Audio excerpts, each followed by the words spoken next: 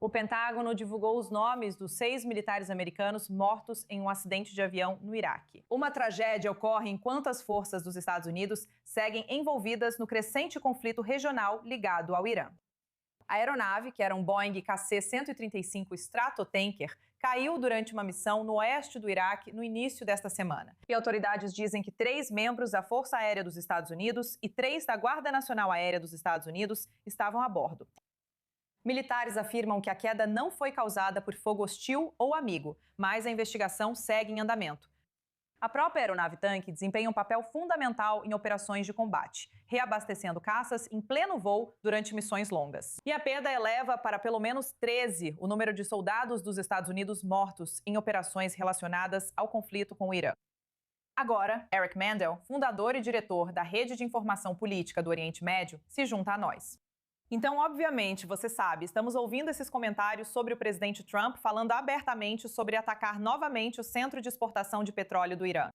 No fim das contas, isso está acontecendo enquanto vemos mais soldados americanos perderem suas vidas. Estou interessada em saber o que estamos ouvindo do público americano em relação ao apoio para essa guerra contínua. Sabe, tenho acompanhado todas as emissoras americanas aqui e você recebe mensagens contraditórias. Acho que o que estamos vivendo agora é uma guerra de nervos entre os Estados Unidos e o Irã, sobre o Estreito e sobre a ilha de Card. Os americanos, ao receberem informações, nem são informados sobre a diferença entre a ilha de Karg e o Estreito de Hormuz. Uma das coisas que não está sendo mencionada, mas deveria ser, é que ao final disso tudo, nós, americanos, não podemos permitir que o Irã possa ameaçar fechar o estreito no futuro.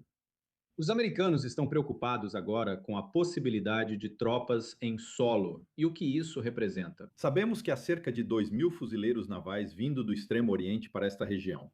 Pode levar de 10 a 14 dias para eles chegarem lá. Acreditamos que seja para garantir a segurança do Estreito de Hormuz. Também existem ilhas disputadas, a Grande e a Pequena Tund, Abu Musa, que são ilhas no meio do Estreito de Hormuz. Existe a ilha de Karg, que fica a centenas de quilômetros ao norte. E também há essas tropas em solo. Sobre a segurança do urânio enriquecido a 60% nos túneis de Isfahan. O que a mídia americana não está enfatizando é que eles basicamente ainda estão falando sobre um ciclo de ódio entre si. Eles não entendem por que o Irã não reage como nós ocidentais reagiríamos. Eles não percebem que os tomadores de decisão do regime se baseiam em uma ideologia revolucionária, islamista radical e jihadista. Porque continuamos ouvindo, estamos falando sobre o que os americanos estão pensando, eles acham que o Irã vai responder desse jeito, mas não percebem isso. Uma pedra angular desse regime é o culto à morte, o culto ao martírio, o culto ao jihadismo, e por isso os americanos ficam confusos. Mas esses preços do petróleo estão impressionantes, os preços da gasolina, devo dizer. E eu acredito que o objetivo do Irã continua o mesmo: atrasar, estender isso o máximo possível, colocar máximo de pressão sobre o público dos Estados Unidos, seja matando americanos ou aumentando os preços da gasolina. E eu acho que a estratégia deles também é fazer com que os Emirados Árabes Unidos e as outras nações do CCG fiquem sem interceptadores. E eu realmente acho, sabe, eu estava ouvindo Yakov e achei interessante o comentário dele. Eu acho que eles também podem estar controlando o ritmo do uso das munições à medida que estão diminuindo.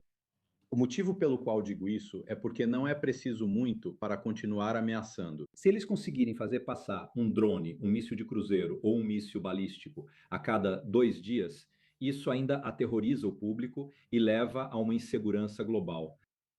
Certo? E a estagnação econômica em Israel. Gostaria de saber rapidamente sua opinião sobre a relação atual entre o presidente dos Estados Unidos e o primeiro-ministro israelense, Netanyahu. Você acredita que eles estão alinhados neste momento, especialmente em relação a quanto tempo essa guerra vai durar? As forças de defesa de Israel afirmam que precisam de pelo menos mais 3 semanas de operações. Odeio quando colocam prazos aqui, pois o Irã usa isso a seu favor, tanto tática quanto estrategicamente. Quanto à relação entre Netanyahu e Trump, nós não sabemos. Ainda presumimos que é muito forte, mas acho que precisamos ser muito claros. Quando o presidente Trump diz que terminamos, que temos uma vitória, é muito provável que Israel tenha que parar. Não tenho certeza se o presidente vai permitir ações unilaterais de Israel, mesmo que Israel tenha muitos outros alvos, e nós já temos precedentes para isso. Durante aquela guerra de 12 dias, Israel tinha aviões no ar no 12º dia, e o presidente disse a Netanyahu para fazê-los voltar. Agora, é claro, estamos em uma situação bem diferente neste momento, mas é o presidente quem está, no final das contas, tomando as decisões aqui. E Israel está em um ritmo acelerado para atingir o máximo possível de alvos táticos neste enorme país que é o Irã.